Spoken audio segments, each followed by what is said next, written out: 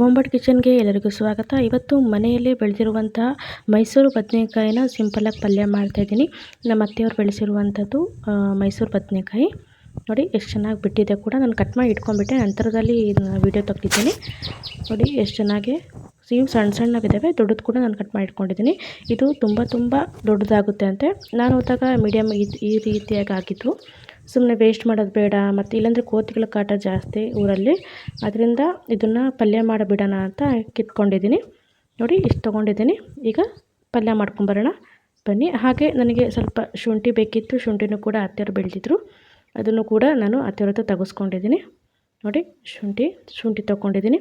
ಹಾಗೆ ಸ್ವಲ್ಪ ಕರಿಬೇವು ಸೊಪ್ಪು ಬೇಕಿತ್ತು, ಅದನ್ನು ಕೂಡ ಹಾಕಿದ್ದಾರೆ ಮನೆಯಲ್ಲಿ. ಅದನ್ನು ಕೂಡ ಒಂದೆರಡು ಕಡ್ಡಿ ನಾನು ಕಿತ್ಕೊಂಡ್ಬರ್ತೀನಿ. ನೋಡಿ ಇದನ್ನು ಕೂಡ ಕಿತ್ಕೊಂಡ್ಬಂದು, ಹಾಗೆ ಕೋಕಮ್ಮ ನಾನು ಜ್ಯೂಸ್ ಕೂಡ ಮಾಡೋದು ಹಾಕಿದ್ದೀನಿ. ಅದು ಅತ್ತೆಯರು ಮಾಡಿ ತೋರಿಸಿದ್ದಾರೆ ಹೇಗೆ ಅಂತ. ನೋಡಿ ಇದು ಕೋಕಮ್ಮರ. ಈ ಕೋಕಮ್ ತುಂಬ ಬಿಟ್ಟಿದ್ದಾವೆ, ಕಾಣ್ತಾ ಇರ್ಬೋದು ನಿಮಗೆ. ನೋಡಿ ಮೇಲ್ಗಡೆ ರೆಡ್ಡಾಗಿ. ಈ ಜ್ಯೂಸ್ ಮಾಡೋದು ಹೇಗೆ ಅಂತ ಕೂಡ ನಾನು ಹೇಳ್ಕೊಟ್ಟಿದ್ದೀನಿ, ಹಾಗೂ ಹುಳಿ ಮಾಡೋದು ಹೇಗೆ ಅಂತ ಹೇಳ್ಕೊಟ್ಟಿದ್ದೀನಿ. ಅದನ್ನು ಕೂಡ ಮಾಡ್ಕೊಳ್ಳೋಣ ನಾವು. ನೋಡಿ ಈಗ ಇದನ್ನು ಕ್ಲೀನಾಗಿ ತೊಳ್ಕೊಂಬರೋಣ ನಾವು ಮೈಸೂರು ಬದನೆಕಾಯಿನ. ಈ ತೊಟ್ಟಿಗೆ ಮುಳ್ಳುಗಳಿರ್ತವೆ, ಅದರಿಂದ ಸ್ವಲ್ಪ ನಿಧಾನ ತೊಳ್ಕೊಂಬರೋಣ. ನೋಡಿ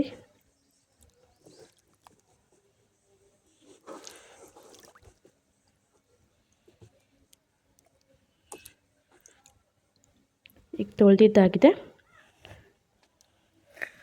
ಈಗ ಇದನ್ನು ನಮ್ಮ ಪಲ್ಯಕ್ಕೆ ಯಾವ ರೀತಿ ಸೈಜ್ ಬೇಕೋ ಆ ರೀತಿಯಾಗಿ ಕಟ್ ಮಾಡ್ಕೊಳ್ಳೋಣ ನಾವು.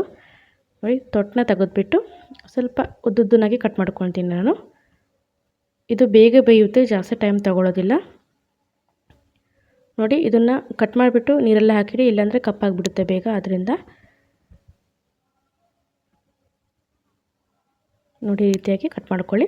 ನಿಮ್ಗೆ ಸಣ್ಣದು ಬೇಕಾದ್ರೆ ಸಣ್ಣದು ಕೂಡ ನೀವು ಕಟ್ ಮಾಡ್ಕೋಬೋದು. ನಾನು ಎಲ್ಲರೂ ಇದೇ ರೀತಿಯಾಗಿ ಕಟ್ ಮಾಡ್ಕೊಂಬರ್ತೀನಿ. ನಂತರ ಒಂದು ಬಾಣಲೆ ಇಟ್ಟಿದ್ದೀನಿ ನಾನು ಗ್ಯಾಸ್ ಮೇಲೆ. ಬಾಣಲೆಗೆ ಸ್ವಲ್ಪ ಎಣ್ಣೆನ ಹಾಕ್ತಿದ್ದೀನಿ. ಎಣ್ಣೆ ಸ್ವಲ್ಪ ಬಿಸಿ ಆಗಲಿ. ಎಣ್ಣೆ ಬಿಸಿ ಆದಮೇಲೆ ಇದಕ್ಕೆ ಒಂದು 1/4 ಚಮಚದಷ್ಟು ಜೀರಿಗೆನ ಹಾಕಿದ್ದೀನಿ. ಹಾಗೂ 2 ಹಸಿಮೆಣ್ಸಿನ್ಕಾಯಿನ ಉದ್ದನ್ನ ಕಟ್ ಮಾಡ್ಕೊಂಡು ಹಾಕಿದ್ದೀನಿ. ಹಾಗೂ ಒಂದು ಚೂರಷ್ಟು ನಾನು ಶುಂಠಿ ಯಾವಾಗ ಕಿತ್ತಿದ್ನಲ್ಲ ಅದನ್ನು, ಹಾಗೂ ಒಂದು 5ರಿಂದ 6 ಬೆಳ್ಳುಳ್ಳಿ ಗಡ್ಡೆನ ಜಜ್ಜಿಬಿಟ್ಟು ಸಿಪ್ಪೆ ತೆಗೆದು ಹಾಕಿದ್ದೀನಿ. ನಂತರ 1 ಹಿಡಿಯಷ್ಟು ಇದಕ್ಕೆ ಕೊತ್ತಂಬರಿ ಸೊಪ್ಪನ್ನು ಕೂಡ ಹಾಕ್ತಾಯಿದ್ದೀನಿ. ನೋಡಿ ಇದನ್ನು ಫಸ್ಟು ಫ್ರೈ ಮಾಡ್ಕೊಳ್ಳಿ ನೀವು. ಇದು ಫ್ರೈ ಆದಮೇಲೆ 1 ಹಿಡಿಯಷ್ಟು ಕೊತ್ತಂಬರಿ ಸೊಪ್ಪನ್ನ ಹಾಕ್ಕೊಳ್ಳಿ. ಅದನ್ನು ಕೂಡ ಬಾಡಿಸ್ಕೋಬೇಕು ನಾವು. ನೋಡಿ ಈಗ ಚೆನ್ನಾಗಿ ಫ್ರೈ ಆಗಿದೆ. ನಾನು ಎಣ್ಣೆ ಹಾಕಿದ್ಮೇಲೆ ಸ್ವಲ್ಪ ಗ್ಯಾಸ್ ಆಫ್ ಮಾಡ್ಕೊಂಡಿದ್ದೆ, ಯಾಕಂದರೆ ಎಣ್ಣೆ ಪೂರ್ತಿ ಬಿಸಿಯಾಗಿತ್ತು. ಸಾಮಗ್ರಿ ಹಾಕಿದ ಕೂಡಲೇ ಏನಾಗುತ್ತೆ, ಪೂರ್ತಿ ಕಪ್ಪಾಗಿಬಿಡುತ್ತೆ ಅಂತ ಸ್ವಲ್ಪ ಆಫ್ ಮಾಡಿದ್ದೆ ನಾನು. ನೋಡಿ ಮತ್ತೆ ಈಗ ಕೊತ್ತಂಬರಿ ಸೊಪ್ಪು ಹಾಕಿ ಇದನ್ನು ಕೂಡ ಸ್ವಲ್ಪ ಬಾಡಿಸ್ಕೊಳ್ಳೋಣ ನಾವು. ಸ್ವಲ್ಪ ಹಸಿ ವಾಸನೆ ಹೋಗಬೇಕಷ್ಟೆ, ಮತ್ತೇನಿಲ್ಲ. ನೋಡಿ ಈಗ ಚೆನ್ನಾಗಿ ಬಾಡಿದೆ ಕೂಡ, ಎಲ್ಲ ಮಸಾಲೆ ಫ್ರೈ ಆಗಿದೆ. ನಂತರ ಒಂದು ಸಣ್ಣ ಮಿಕ್ಸಿ ಜಾರ್ಗೆ ಒಂದು 5ರಿಂದ 6 ಟೇಬಲ್ ಸ್ಪೂನಷ್ಟು ಇದಕ್ಕೆ ಕೊಬ್ಬರಿ ತುರಿನ ಹಾಕಿದ್ದೀನಿ. ನೋಡಿ ಇದು ಶೇಂಗಾ ಪೌಡ್ರು. ಈ ಶೇಂಗಾ ಇರುತ್ತಲ್ಲ, ಹುರಿದ್ಬಿಟ್ಟು ಪೌಡ್ರ್ ಮಾಡಿಕೊಂಡಿರುವಂಥದ್ದು. ಬೇರೆ ಬೇರೆ ಪಲ್ಯಗಳಿಗೆಲ್ಲ ಹಾಕ್ತಾಯಿರ್ತೀನಿ ನಾನು. ಅದನ್ನು ಕೂಡ ಇದಕ್ಕೆ ಒಂದು 2 ಟೇಬಲ್ ಸ್ಪೂನಷ್ಟು ಹಾಕಿದರೆ ಸಾಕಾಗುತ್ತೆ. ಇಲ್ಲಾಂದರೆ ನಿಮ್ಗೆ ಜಾಸ್ತಿ ಟೇಸ್ಟ್ ಬೇಕು ಅಂದರೆ ನೀವು ಜಾಸ್ತಿ ಕೂಡ ಹಾಕ್ಕೋಬೋದು. ನಾನಿಲ್ಲಿ ಒಂದು 3.5 ಟೇಬಲ್ ಸ್ಪೂನಷ್ಟು ಶೇಂಗಾ ಪುಡಿನ ಹಾಕ್ಕೊಂಡಿದ್ದೀನಿ. ನಂತರ ಇಲ್ಲಿ ಫ್ರೈ ಮಾಡ್ಕೊಂಡ್ವಲ್ಲ, ನಾವು ಅದನ್ನು ಕೂಡ ಈ ಮಿಕ್ಸಿಗೆ ಹಾಕಿಬಿಟ್ಟು ಸ್ವಲ್ಪ ನೀರನ್ನ ಹಾಕಿಬಿಟ್ಟು ತರಿಯಾಗಿ ರುಬ್ಕೊಂಬರ್ಬೇಕು ಇದನ್ನು. ನೋಡಿ ಸ್ವಲ್ಪ ನೀರನ್ನು ಹಾಕ್ತೀನಿ. ಸ್ವಲ್ಪ ನೀರು ಹಾಕಿ ಈ ರೀತಿಯಾಗಿ ತರಿಯಾಗಿ ರುಬ್ಕೊಂಬಂದಿದ್ದೀನಿ. ನೋಡಿ ಇನ್ನು ಸ್ವಲ್ಪ ನನಗೆ ರುಬ್ಬಬೇಕು ಅನ್ನಿಸ್ತು, ಅದರಿಂದ ಇನ್ನು ಸ್ವಲ್ಪ ನೀರು ಹಾಕಿಬಿಟ್ಟು ನೋಡಿ ಈ ರೀತಿಯಾಗಿದ್ದರೆ ಸಾಕಾಗುತ್ತೆ. ಜಾಸ್ತಿ ನುಣ್ಣು ಕೂಡ ರುಬ್ಬಕ್ಕೆ ಹೋಗ್ಬಿಡಿ. ನೀವು ನೋಡಿ ಒಂದ್ಸರಿ ಮಾಡಿ ನೋಡಿ, ಚೆನ್ನಾಗಿ ಅನಿಸ್ತಂದ್ರೆ ಮತ್ತೆ ಬೇಕಾದ್ರೆ ಮಾಡ್ಕೋಬೋದು ನೀವು. ನಂತರ ಅದೇ ಬಾಣಲೆಗೆ ಸ್ವಲ್ಪ ಎಣ್ಣೆನ ಹಾಕಿದ್ದೀನಿ. ಎಣ್ಣೆ ಬಿಸಿ ಆದಮೇಲೆ ಸ್ವಲ್ಪ ಸಾಸಿವೆ ಚಟಪಟ ಅನ್ನಲಿ. ಚಟಪಟ ಅಂದ ಮೇಲೆ ಸ್ವಲ್ಪ ಜೀರಿಗೆನ ಹಾಕ್ತಾಯಿದ್ದೀನಿ. ಜೀರಿಗೆನೂ ಕೂಡ ಸ್ವಲ್ಪ ಪಟಪಟ ಅನ್ನಬೇಕು. ನೋಡಿ ಜೀರಿಗೆನೂ ಪಟಪಟ ಅನ್ನಲಿ. ನಂತರ ಇದಕ್ಕೆ 1 ಕಡ್ಡಿಯಷ್ಟು ಕರಿಬೇವಿನ ಸೊಪ್ಪನ್ನು ಹಾಕಿದ್ದೀನಿ. ನಂತರ ಹೆಚ್ಚಿರುವಂಥ ಈರುಳ್ಳಿನ ಹಾಕಿಬಿಟ್ಟು ಸ್ವಲ್ಪ ಫ್ರೈ ಮಾಡ್ಕೊಳ್ಳೋಣ ನಾವು. ಈರುಳ್ಳಿನೂ ಚೆನ್ನಾಗಿ ಫ್ರೈ ಆಗಲಿ.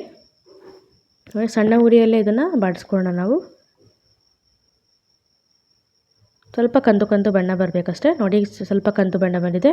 ಈಗ ನಾವು ಹೆಚ್ಚಿಟ್ಕೊಂಡಿದ್ವಲ್ಲ ಮೈಸೂರು ಬದನೆಕಾಯಿನ ಅದನ್ನು ಕೂಡ ಇದನ್ನು ಹಾಕ್ತಾಯಿದ್ದೀನಿ. ನೋಡಿ ನೀರಲ್ಲಿ ಹಾಕಿಟ್ರು ನೋಡಿ ಅದನ್ನು ಸ್ವಲ್ಪ ಕಪ್ಪಾಗಿದೆ ಅದು. ನೋಡಿ ಎಳೆದೇ ಇದೆ ಅದು, ಜಾಸ್ತಿ ಟೈಮ್ ಏನು ತೊಗೊಳೋದಿಲ್ಲ, ಪಟ ಅಂತ ಬೇಕಾಗ್ಬಿಡುತ್ತೆ. ನೋಡಿ ಎಲ್ಲನೂ ಹಾಕಿದ್ದೀನಿ. ಹಾಕಿಬಿಟ್ಟು ಇದನ್ನು ಒಂದ್ಸರಿ ಕ್ಲೀನಾಗಿ ಮಿಕ್ಸ್ ಮಾಡ್ಕೊಳ್ಳೋಣ ನಾವು. ಕೆಲವೊಬ್ರು ಇಷ್ಟೇ ಮಾಡ್ಕೊತಾರೆ. ಇಷ್ಟಾದಮೇಲೆ ಇದಕ್ಕೆ ಸ್ವಲ್ಪ ಉಪ್ಪು ಹಾಕ್ಬಿಟ್ಟು ಮೇಲಿಂದ ಕೊಬ್ಬರಿ ತುರಿ ಹಾಕಿಬಿಡ್ತಾರೆ, ಅದನ್ನು ಕೂಡ ತುಂಬ ಚೆನ್ನಾಗಿರುತ್ತೆ. ಆ ರೀತಿ ಕೂಡ ನೀವು ಮಾಡ್ಕೋಬೋದು. ನಾನು ಸ್ವಲ್ಪ ಡಿಫ್ರೆಂಟಾಗಿ ಮಾಡ್ತಾಯಿದ್ದೀನಿ. ನೋಡಿ ಟೊಮೆಟೊ ಕೂಡ ಹಾಕ್ತಾರೆ ಸುಮಾರು ಜನ, ನಾನು ಹಾಕಿಲ್ಲ. ನೋಡಿ ಮಿಕ್ಸ್ ಆಗಿದೆ ಈಗ ಕ್ಲೀನಾಗೆ. ನಂತರ ಇದಕ್ಕೆ ಸ್ವಲ್ಪ ಉಪ್ಪನ್ನು ಹಾಕ್ತಾಯಿದ್ದೀನಿ ನಾನು. ಇಲ್ಲಿ ಕೆಂಪು ಉಪ್ಪು ಅಂದರೆ ನಮ್ಮ ಹಳ್ಳಿ ಸೈಡ್ ಸಿಗುವಂಥ ಕಲ್ಲು ಉಪ್ಪನ್ನು ಹಾಕಿದ್ದೀನಿ ನಾನು. ಈಗ ಮತ್ತೊಂದು ಸರಿ ಚೆನ್ನಾಗಿ ಮಿಕ್ಸ್ ಮಾಡ್ಕೊಳ್ಳೋಣ ನಾವು. ನಾನು ಹೇಳ್ದಂಗೆ ತುಂಬ ಟೈಮ್ ತೊಗೊಳ್ಳೋದಿಲ್ಲ, ಬೇಗನೆ ಆಗುತ್ತೆ. ನೋಡಿ ಮುಚ್ಚಳ ಮುಚ್ಚಿ ಒಂದು 3 ನಿಮಿಷ ಇದನ್ನು ಹೀಗೆ ಬೇಯಿಸ್ಕೊಳ್ತೀನಿ ನಾನು. ನೋಡಿ ಒಂದು 3 ನಿಮಿಷ ಆದಮೇಲೆ ಈ ರೀತಿಯಾಗಿ ಆಗಿದೆ, ಬೆಂದಿದೆ. ಇನ್ನೊಂದು ಸ್ವಲ್ಪ ಬೇಯಬೇಕಿದು. ಆದರೂ ಒಂದ್ಸರಿ ಮಿಕ್ಸ್ ಮಾಡಿಕೊಂಡು ಇನ್ನೊಂದು 2ರಿಂದ 3 ನಿಮಿಷ ಇದನ್ನು ಬೇಯಿಸ್ಕೋಬೇಕಾಗುತ್ತೆ. ನೋಡಿ ಇಷ್ಟ ಆಗಿದೆ. ಕಲರ್ ಕೂಡ ತುಂಬ ಚೆನ್ನಾಗಿ ಚೇಂಜ್ ಆಗಿದೆ, ಹಾಗೂ ಘಮ್ಮಂತ ಪರಿಮಳ ಕೂಡ ಬರ್ತಾಯಿದೆ. ಇನ್ನು ಸ್ವಲ್ಪ ಬೇಯಬೇಕಿದು. ನಾನು ನೀರು ಹಾಕಿಲ್ಲ, ನೀರು ಹಾಕಿ ಕೂಡ ಬೇಯಿಸ್ಕೋಬೋದು. ಆದರೆ ಒಂಥರ ಚೆನ್ನಾಗಿ ಅನಿಸಲ್ಲ ಅದು ನೀರು ಹಾಕಿದರೆ. ಇದೇ ರೀತಿಯಾಗಿ ಬೇಯಿದ್ರೆ ರುಚಿ ಚೆನ್ನಾಗಿರುತ್ತೆ. ನೋಡಿ ಮತ್ತೊಂದು 3 ನಿಮಿಷ ಇದನ್ನು ಬೇಯಿಸ್ಕೊಂಡಿದ್ದೀನಿ. ನೋಡಿ ಈಗ ಚೆನ್ನಾಗಿ ಬೆಂದಿದೆ ಕೂಡ, ಮೆತ್ತಗೆ ಆಗಿದೆ. ನೋಡಿ ಇಷ್ಟಾದರೆ ಸಾಕಾಗುತ್ತೆ. ನೋಡಿ ಈಗ ಚೆನ್ನಾಗಿ ಬೆಂದಿದೆ. ಇವಾಗ ನಾವು ತರಿತರಿಯಾಗಿ ರುಬ್ಬಿಟ್ಕೊಂಡಿದ್ವಲ್ಲ ಆ ಪೇಸ್ಟ್ನ ಇದಕ್ಕೆ ಹಾಕ್ತಾಯಿದ್ದೀನಿ. ನೋಡಿ ಪೇಸ್ಟ್ ಹಾಕಿಬಿಟ್ಟು ಎಲ್ಲನೂ ಹಾಕ್ಕೊಳ್ಳಿ. ನೀರಿನ ಅವಶ್ಯಕತೆ ಇರೋದಿಲ್ಲ, ಬೇಕು ಅಂದರೆ ಸ್ವಲ್ಪ ನೀವು ಆ್ಯಡ್ ಮಾಡ್ಕೋಬೋದು. ನೋಡಿ ನನಗೆ ಸ್ವಲ್ಪ ಗಟ್ಟಿ ಅನ್ನಿಸ್ತು, ಆದ್ದರಿಂದ ಇಲ್ಲಿ ಮಿಕ್ಸಿ ಜಾರ್ ತೊಳೆದಿರೋ ನೀರನ್ನು ಸ್ವಲ್ಪ ನಾನು ಆ್ಯಡ್ ಮಾಡ್ಕೊತೀನಿ ಇದಕ್ಕೆ. ನೋಡಿ ಈ ರೀತಿಯಾಗಿ ಆಗಿದೆ. ನೋಡಿ ಸ್ವಲ್ಪ ನೀರನ್ನ ಆ್ಯಡ್ ಮಾಡ್ಕೊತೀನಿ ನಾನು, ಇಷ್ಟಿದ್ರೆ ಸಾಕಾಗುತ್ತೆ.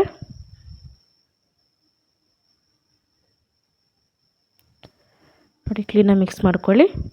ರೊಟ್ಟಿ ಜೊತೆ ಚಪಾತಿ ಜೊತೆ ಅಂತೂ ತುಂಬ ಟೇಸ್ಟಿಯಾಗಿರುತ್ತೆ ಇದು ಪಲ್ಯ. ನಂತರ ಬೇಕು ಅನ್ನೋರು ಅರಿಶಿನ ಹಾಕೋಬೋದು, ಮತ್ತು ಖಾರ ಪುಡಿ ಬೇಕಾದ್ರೆ ಹಾಕೋಬೋದು. ನಾವು ಮೆಣಸಿನ್ಕಾಯಿನ ಸ್ವಲ್ಪ ಹಾಕಿದ್ದೀವಿ, ಅದರಿಂದ ಖಾರ ನೋಡ್ಕೊಂಡು ಹಾಕ್ಕೊಳ್ಳಿ. ನೋಡಿ ಸ್ವಲ್ಪ ಇಲ್ಲಿ ಅರಿಶಿನ ಹಾಕ್ಕೊಂಡಿದ್ದೀನಿ. ನಂತರ ಇದನ್ನು ಮಿಕ್ಸ್ ಮಾಡ್ಕೊತೀನಿ. ನಾನು ಹೇಳ್ದಂಗೆ ಖಾರ ಬೇಕು ಅಂದ್ರೆ ನೀವು ಖಾರ ಪುಡಿನ ನೋಡ್ಕೊಂಡು ಹಾಕೋಬೋದು.